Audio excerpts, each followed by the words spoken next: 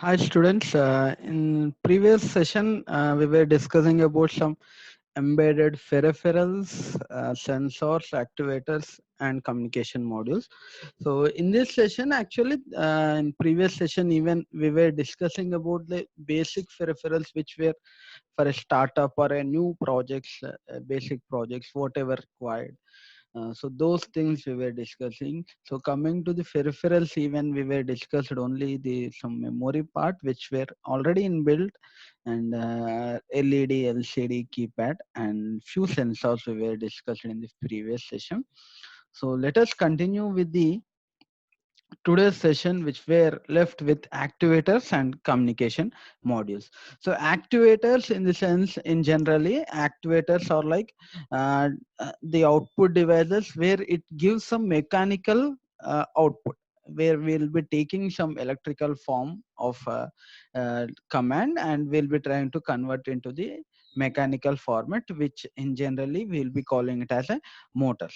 So in motors even we have different types of motors, which will be like a basic analog motors and digital motors. In analog motors we have some analog motor where in practical applications we'll be using it for motor pumping.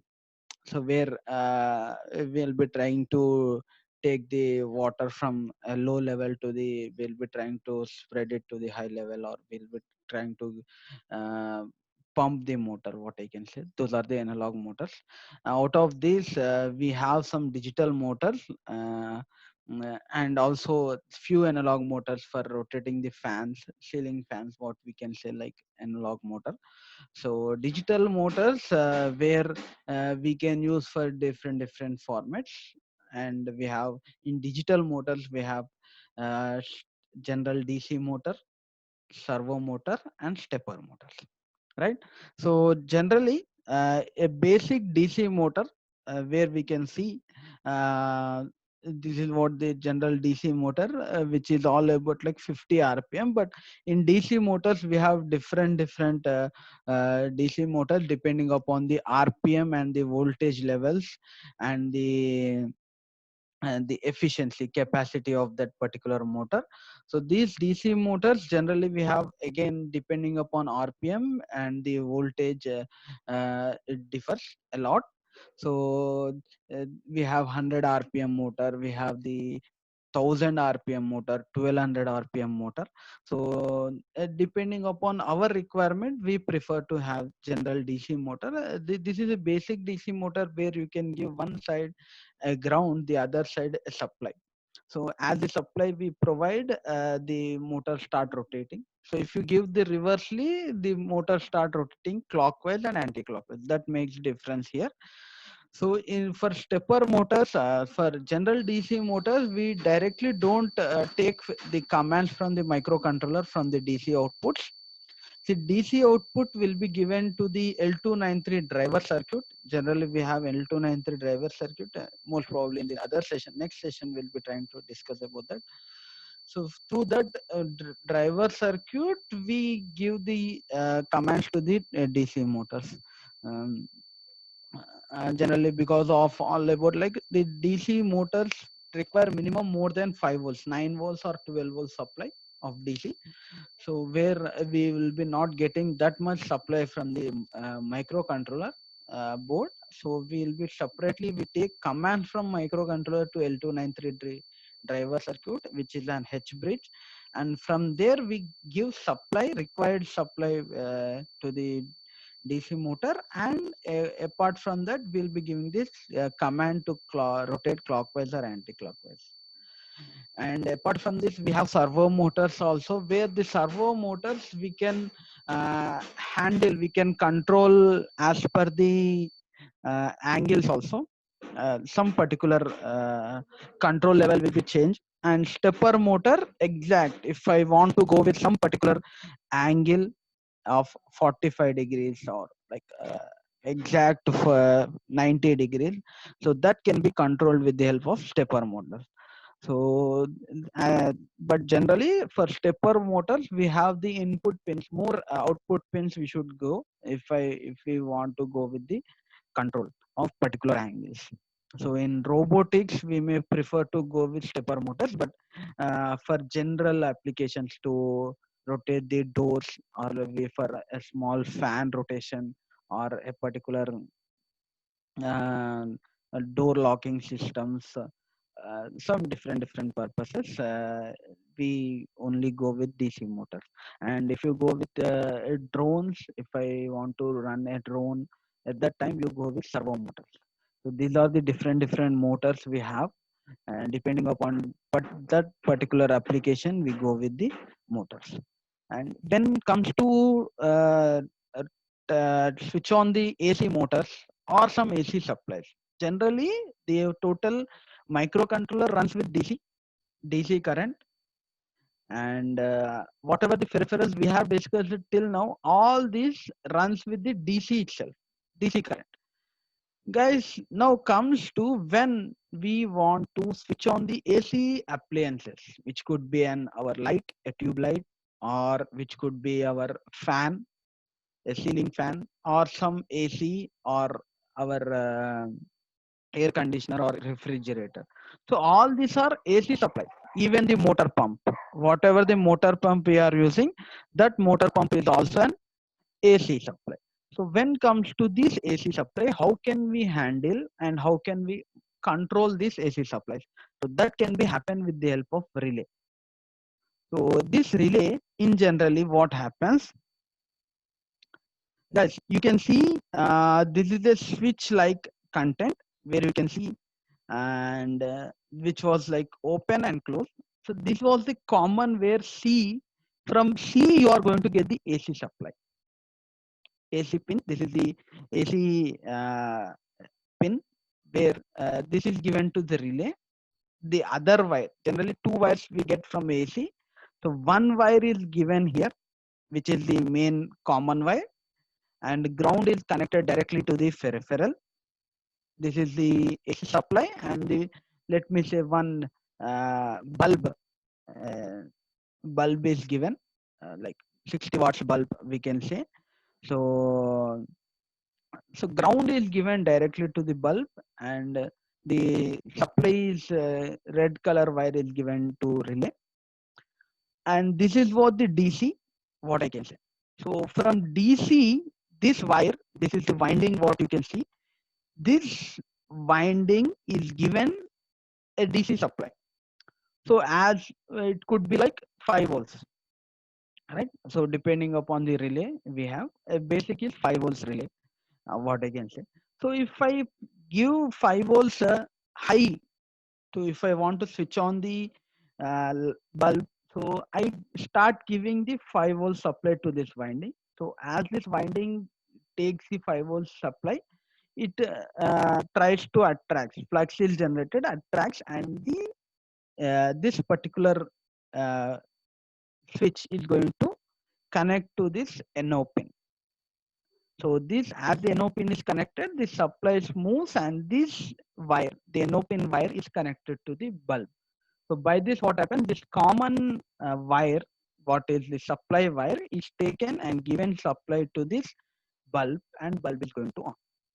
If you off, if you want to off, you stop giving the 5 volts to this winding through microcontroller. By that, the it will be going to be closed. So this is how, if you want to control the AC supplies, AC appliances, so you will be using this relays. Using this relay, you will be trying to control with the help of microcontroller. You will be trying to control the appliances, switch on and switch off the AC appliances. So this is what about the relay, guys. Right. Coming to the communication interfaces or communication modules. So in generally, the communication modules, we have two types. One is internal communication, the other one is external communication module. On-board and off-board communication module. So this is what you can say, a device board level communication. Within the board, means if you are creating an embedded system, so which has a particular board. So within the microcontroller, if you want from microcontroller, if you are interfacing some communication module, like if you are connected some memory device or LCD or some sort of like analog device, So if you want to connect this analog device to the microcontroller with some communication protocol, that is what internal communication or onboard communication. And this whole system wants to communicate with other uh, system, which could be our mobile or our computer or other some cloud. So that is called as an external communication, right? So coming to the onboard communication, we have five different communication protocols: I2C, inter-integrated circuit; SPI, serial peripheral interface; UART, universal asynchronous and receiver transmitter; one wire; and parallel communication. So most probably we try to prefer A and B, I2C and SPI protocols. Guys, previously when we are discussing a particular peripheral where, yeah, coming to this, I think we have discussed one particular peripheral in generally, where you can see there you have some SCL. Yeah, accelerometer. If you can see accelerometer, it's a module where it going to check the gravity level. Uh, as I said, which is used in for quadcopter syndrome, where you can see SCL and SLDA, which is following I2C protocol. This is a module within the system which is trying to give some x and y and z axis values, x y axis values, even if comes to z axis values. These values will be given with the help of SCL clock line and data line pins, which is following I2C protocol. So this particular module is trying to give you the values to the microcontroller. These both are within the system itself. It is internal communication. So that is following I2C communication protocol. So like that, we have the same way SPI protocol, where for different purposes, like if I want to communicate an analog to digital converter to the Raspberry Pi board, at that time we can use the SPI protocol, or some memory devices if I want to communicate, you can use UART protocol. And one wired RTC, if I want to communicate some RTC module, there also you can use some I2C or SPI protocol.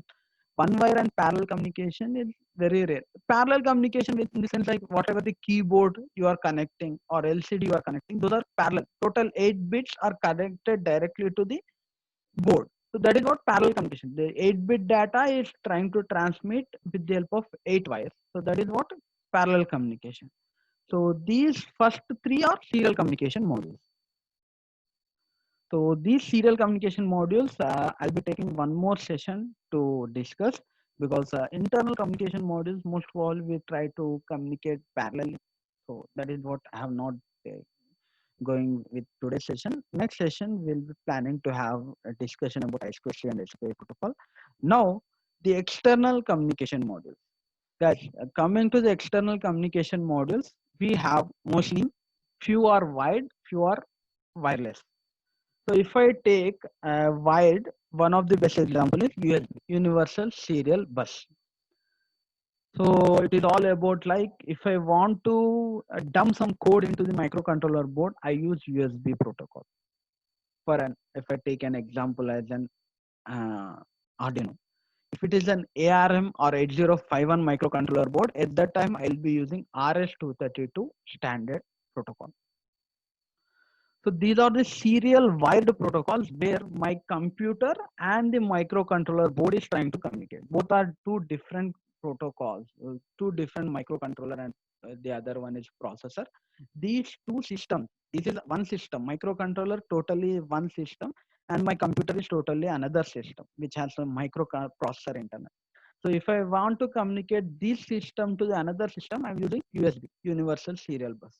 Even my mobile is one system, my laptop is another system. If I want to communicate these two systems, I'll be using Universal Series, USB pin to get communicated. Like that, we can use USB pin to get communicated. So for this, you have Universal Serial Bus, where it has 4 pin. Generally, if you can check it out, the pen drive even, or like our charger pin even, that has 4 wires. One out of these, the corner pins are VCC and ground, 5 volts and ground, and the middle pins are D plus and D minus. Right now, the versions we are using, is USB 2.0 and USB present advanced we have got, which is USB 3.0 even. The speed about is 28 megabits per second or 35 megabits per second. So total data transfer will be like that.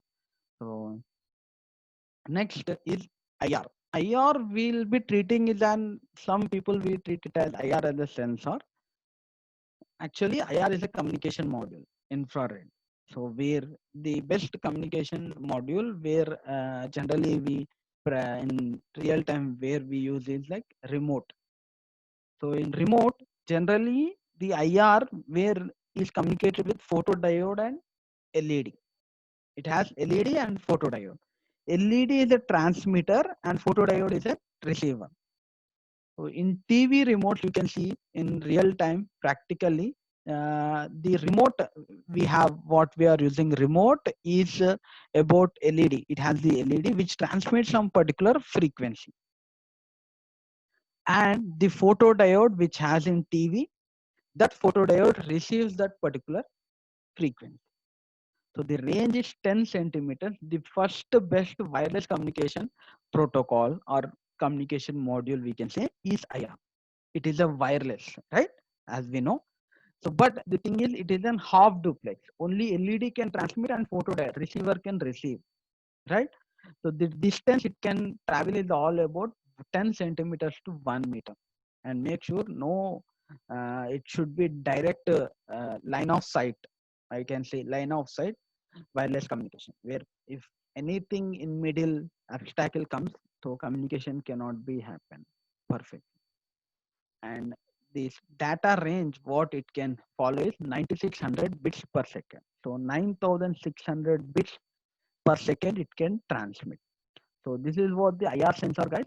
So communication module, this is treated as sensor also. Generally for object detection, we'll be using this IR sensor.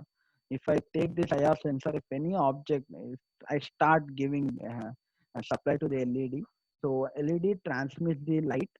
So as any surface is detected, you can see here as an example, if any surface is detected, automatically it reflects that light.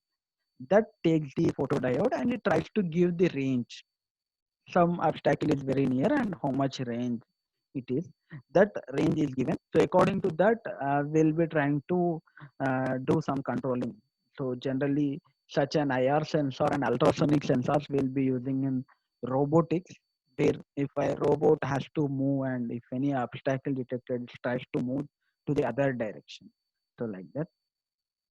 And of course, as I said, the best example is remote controllers. There also we use IR and RFID, radio frequency identification. So guys, this RFID we are using in most of the applications. Most of the applications. Let me say like right now in the toll gates also, all cars, all vehicles, cars and automobiles are going to have some RFID tag to that vehicle, and the toll gate is trying to deduct some amount and it is going to open the gate. So total the tag is going to have total information. The tag is going to give the information to the receiver, and according to that it is going to get communicated, and that controller is trying to have the receiver, the tag is going to have some particular uh, transmitter. So that tag is going to receive, and according to that will be the microcontroller is trying to do some function and it is trying to perform. So the range is all about again 10 centimeters only, and the band frequency, operating frequency is going to use 120 to 150 kilohertz of frequency it is going to use, right? So this is what RFID communication module. This is one type of communication module, most probably for transactions and for generally even in some companies they are trying to identify them with the help of RFID tag only. Their ID cards have the RFID tags for biometric. Also, they are using RFID. So like that, this is what one of the best communication module where we are using to get identified that particular uh, ID tag, and that according to that we are going to do some access, and we are going to do some controlling with the help of the receiver side controlling system, right? So this is about one type of communication module what we have. The other one, the best, what we are already know, all mobiles have communicate Bluetooth communication module. So even I can attach, this is what the module you can see here, where it has 6 pins, but in generally we use only 4 pins out of the middle 4 pins. The last 2 pins, we are border pins, we are not using. The middle 4 pins you are going to use. Out of these, 2 pins are ground and VCC, and 2 pins are receiver and transmitter. So these receiver and transmitter pins is connected to the microcontroller board, and from there you can transmit some data to the other side Bluetooth module and receive. So in generally, we can communicate to our mobiles or to our laptop from the embedded system, and through that we can communicate something, and we can send some commands to switch on and switch off some appliances, or to run some particular proto action can be performed with the help of our mobile to that system, right? So the operating frequency, generally we use 2.4 gigahertz. So this was the ISM band what we can say. And this Bluetooth has different classes: class 1, class 2, and class 3. And depending upon these classes, we have different ranges even. So low range, middle range, and short range. So depending upon that, 100 meters to 10 meters, we can get the ranges. So this Bluetooth is one of the best communication module, best wireless, and somewhat better high distance where we can go with, as compared to IR and RFID. This Bluetooth has somewhat better high range, 10, all about like 10 meters theoretically what we can say. So it can communicate with somewhat bit higher range, and you can transmit and receive some commands and some information from our microcontroller to the other systems which has Bluetooth modules like mobiles and our laptops, what I can say. Zigbee is one other type of protocol. Most probably in industrial level, we can follow such Zigbee protocol. And what I can say, one of the Zigbee practical application is all about our wireless mouse and wireless keyboard. I can say like, so where this Zigbee has a pair, transmitter and receiver. So when you are trying to buy, you should buy transmitter pin, transmitter module and receiver module. So one module you are connecting to the Zigbee, means both modules can transmit and receive, but you should have the pair. Means the both will go with some pair of communication of particular range, and this also operates with 2.4 gigahertz of operating frequency. It has some base specified IEEE standard 802.15.4 as the specification, and it is a low cost, and comparing with the Bluetooth, its range is more. Let me say it is 100 meters of range. As per the theoretical calculation, it can go with 100 meters.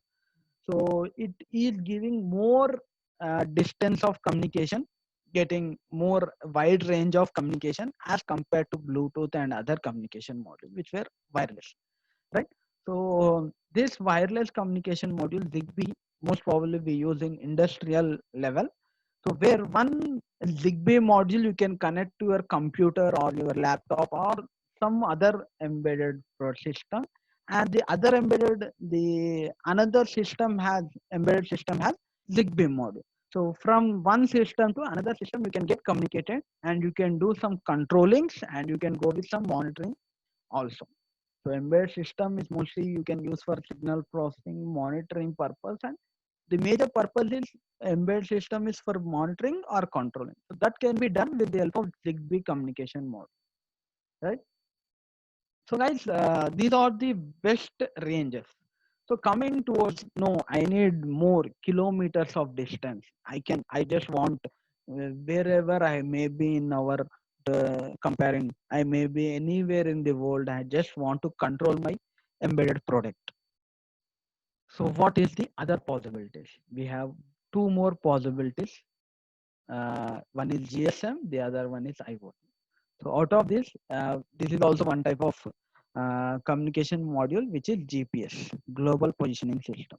So you can find where is your module, right? Where is your system is all about. Like this is helping us to find out our car, where is our car, or where is our system is all about. Like if you are using this GPS in automobiles, in other different which are traveling systems. At that systems, if you are using GPS, you can find the position of your system, right? So this GPS, you have different modules. You can go with GPS modules. You have uh, pre-Geo G Go Neo 7M, where it is going to give the values of GPS and GLONASS satellite values, also GPS satellite values and GLONASS satellite values. Whereas like we have different GPS modules, PP Neo 7P, Reach Neo M8T, Max 2769. So these are the different GPS modules you can say you can have, and type of modules where the satellites what we have in our space, we have GPS satellites, GLONASS, BEDO, Galileo. Even our Indian satellites are there, IRNSS. But whatever the modules you can find, they can give the values of GPS values, GLONASS values, BEDO. GPS is American satellite. GLONASS is, I think, if I'm not wrong, GLONASS is of China satellites, and BEDO is Japan. Galileo is of Europe satellite. So these can give those locations, those satellites location. The power supply is required all about maximum is 5 volts, 5.5 volts, and the oscillator within it has crystal oscillator, mostly TCXO oscillator also. The acquisition for getting the that particular position, it requires 1 seconds to 29 seconds, 30 seconds, 26 seconds, depending upon the module, we can say. And timing accuracy also 16 nanoseconds. It's negligible, what I can say. Operating temperature, it can work all about 40 degrees to minus 40 degrees to 85 degrees centigrade. And navigation update is also 5 Hz to 10 Hz. And position accuracy with 2.5 meters. The accuracy will be 2.5 meters accuracy. So this is about the GPS module. So the practical you can see like this it will be having, and depending upon the module what you prefer, that particular module you can go with. Yeah, guys, that is only GPS is only giving the navigation values, right? Now we are coming again to the monitoring and controlling purpose. So as I said, where Bluetooth, Zigbee, RFID, these are all very short range, where like 10 meters, 1 meter to Zigbee is somewhat higher range, which is giving 10 to 100 meters of range. Bluetooth is 10 meters of range, 1 meter to 10 meters of range. So GSM is all about wherever you would be. You can be in 100 kilometers or 1000 all over world, and your system may be wherever. So that can be controlled and monitored with the help of GSM, right? So GSM module where you are trying to, this is the GSM module what you have. This using this GSM module, you can connect to the Arduino, some particular, your particular microcontroller board, and you can get communicated, and you have to insert one particular SIM to this GSM module, and you can send some information using this GSM module, and you can receive the information also using this GSM module. We have some particular commands to set this GSM module and to send, if you want to send this data, and if you want to receive the data. So directly, if you are using this for only transmission, you have some particular data commands. you are using for transmission and reception, then you will be having some particular command. You have to set those commands to this GSM module. You can connect receiver, even this GSM module also, you will be having VCC ground, receiver and transmitter pin. Or you can have UART pin. Directly you can connect UART pin to the your particular board, right? So, and here is, this is a SIM slot. And of course the operating frequencies, as our we know, our GSM module frequencies is 1800 1900 megahertz, where we are using for 2G and 3G. So using this GSM module, where it has TCP/IP protocol, it can follow also. It has TCP/IP protocol also. So where using this GSM module, you can transmit the information where you are monitoring some sensor values, temperature or moisture levels, and where you can control also. In using my mobile number, using that SIM, if any data that this module can give, send to the my mobile number, that seeing some information, I can control some motor or some appliances using sending some message. If I send switch off the some lights or switch off the motor pump, so that I can send the data. So you have to write that particular command. You should send some that particular command.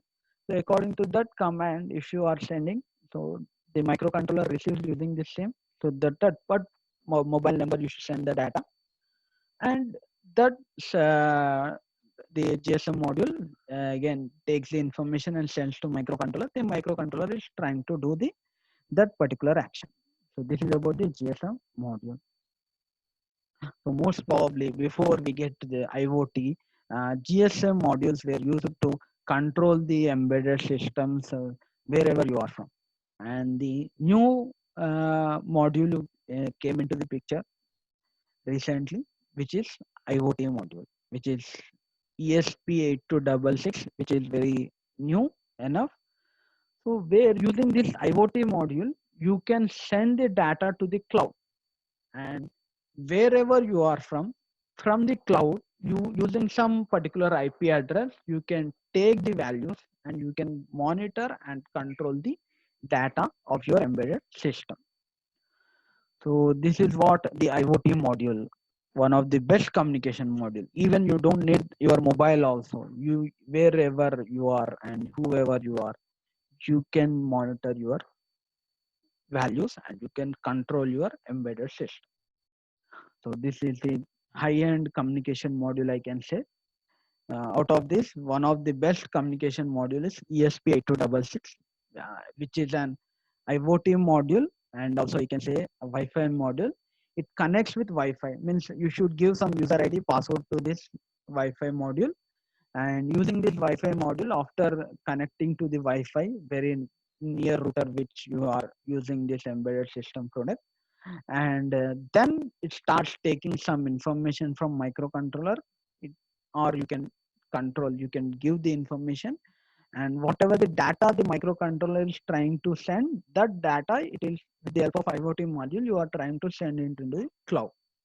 And from the cloud, if you are getting some data, that can be taken by this IoT module and gives to the microcontroller. So this ASP8266 module has 16 general purpose pins, input output pins, and it is a 10-bit ADC, and it internally has 64 kilobytes of ROM and 64 kilobytes of RAM even, and out of this 96 kilobytes has data RAM it has, and it is a networkable microcontroller module, what we can say, right guys? So this module name is ESP8266 module.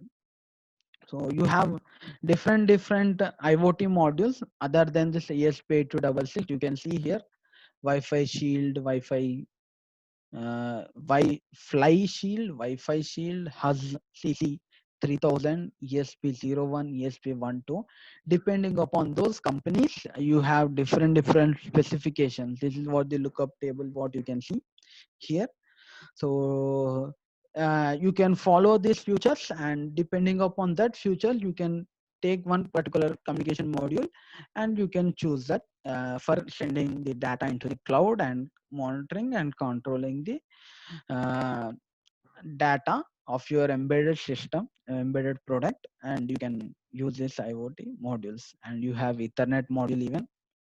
So these are the communication module, guys. These are the chances and types of communication modules we can have to control, to communicate your embedded system, right? So yeah, guys, you can go with these communication modules, and depending upon these communication modules, if I can say, for Bluetooth and Zigbee, we don't require much commands to be written for programming these communication modules. But if you come across GSM and IoT modules, you should write few bit commands to be written to enable or to get interface with these communication modules in uh, through commands and get transmitted and receive the information, right, guys?